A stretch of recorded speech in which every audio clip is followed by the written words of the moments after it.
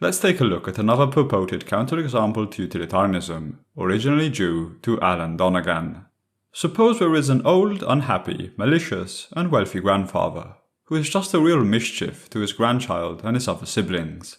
If the grandchild secretly murders him painlessly, he could get rid of him and enjoy the inheritance with his other family members, making them all quite happy. Unfortunately, this seems quite immoral. But wait! Utilitarianism tells us that between any two actions, one should choose the one that brings more happiness. So according to the utilitarian theory, if the grandchild murders his grandfather painlessly, it would be a better action than letting him live, given the fact that his death would cause more happiness to his grandchildren, since they could then enjoy his wealth and be free of his mischief. The eudaimonic calculus supports the immoral act of killing the grandfather. Check and mate, utilitarians. Not so fast. Before challenging this counterexample, let's steelman it by adding other assumptions. First, let's add that the wealth of the grandfather is not currently being used for any good deeds or philanthropic efforts, and that instead of simply enjoying the wealth, the grandchild was planning to use it to help people flourish and save lives. We need this extra assumption to be able to justify the positive utility component in the eudaimonic calculus given by the wealth inheritance. This is because, for us, and indeed for most utilitarians, happiness is not synonymous with utility. The reason utilitarians prefer terms like well-being, or in our case, eudaimonia, is that utility is not to be simply measured in amounts of serotonin in the brain, or some other similar metric.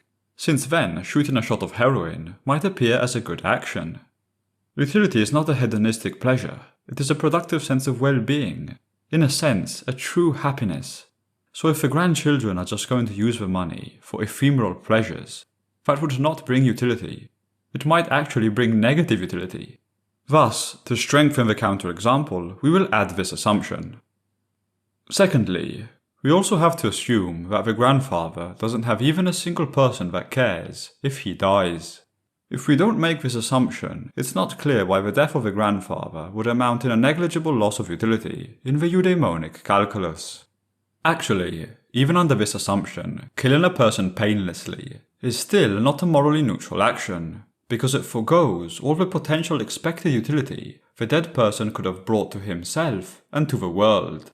So the grandfather must be quite an evil person indeed for his killing to be morally neutral. Anyway, we will brush these details under the rug by assuming them away, and jump right into the rebuttal. The immediate objection is that we have very useful laws against killing people, and there is a chance we could undermine them by just killing a person for his inheritance. So there should be an additional expected negative utility component in the eudaimonic calculus if the grandfather is murdered. But at this point, usually, he who poses the counterexample would simply add the assumption that the murder would go undetected, removing in this way the rule erosion component in the eudaimonic calculus. Here we go again. If we are going to transform the example in a scenario where the grandchild knows exactly the outcomes of killing or not killing his grandfather, and we assume that if he does kill his grandfather, he can for sure save a number of other people with inherited wealth that was simply rotting away, we have forced the sacrificial theme. In this conundrum, yes, the utilitarian principle tells us we should sacrifice less people as possible. In addition, if we are going to presuppose that the grandchild knows the future, and thus knows he will not get caught, that the grandfather in the future would not create utility or have a change of heart, that the death of his grandfather will for sure bring happiness to the other siblings, and his money will be used for good, etc., etc., then we have idolized the example to such an abstract level that it belongs to a conceptual universe that is different from our own. The problem, in short, is this. First, the counterexample is stated in a realistic setting, where our moral intuitions seem to align with the eudaimonic calculus. Then it is abstracted to a possible world, where the eudaimonic calculus would give a different conceptual answer. And subsequently there is an attempt to bring back the conceptual answer to the real world, by claiming how bad murdering is. Here we don't accept this bringing back of the abstract conclusion to the real world. This is what we mean when we say we don't accept impossible counterexamples.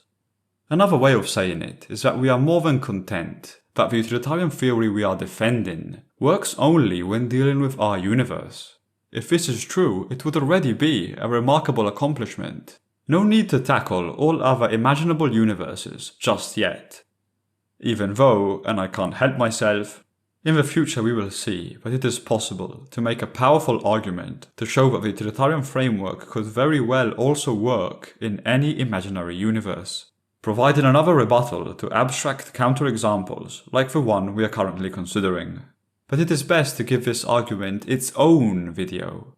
In this way we also showcase how it's really optional to construct a moral theory that works in all possible worlds, and that the utilitarian theory doesn't foundationally rest on proving its validity in all abstract universes. To conclude, we remark on an amusing fact. Often, when this grandfather counterexample is posed, it is explained in a scenario where the implication is that utilitarianism would approve of a grandchild killing his grumpy, moody grandfather, so that with the money of the inheritance he could have a nice party with his siblings. As we have already seen, this would be a misinterpretation of what most utilitarians believe in.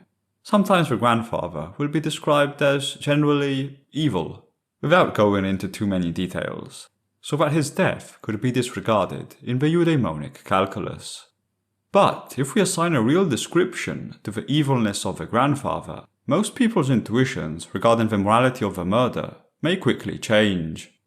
If one says, let's give a description of how evil the grandfather is. Let's suppose he is raping the grandchild and his siblings on the daily. He who is posing the counterexample might have a sudden change of mind on what the right course of action is. And after this new piece of information, if he switches his stance on the morality of killing the grandfather, he is likely switching it because of utilitarian reasonings at their finest. Indeed, with a rapist assumption, we have now explicited the suffering the grandfather is producing by being evil, and to prevent it, in some cases, it may even be moral to infringe on societal rules. The utilitarian framework acknowledges this possibility. This is not really anything more than a practical trick, but still interesting to note how utilitarian reasoning may often be tacitly and unconsciously employed, even by people who oppose the theory. With this video and a brief part of it next, we will conclude our refutation of these kinds of counterexamples, to then move on to other shores.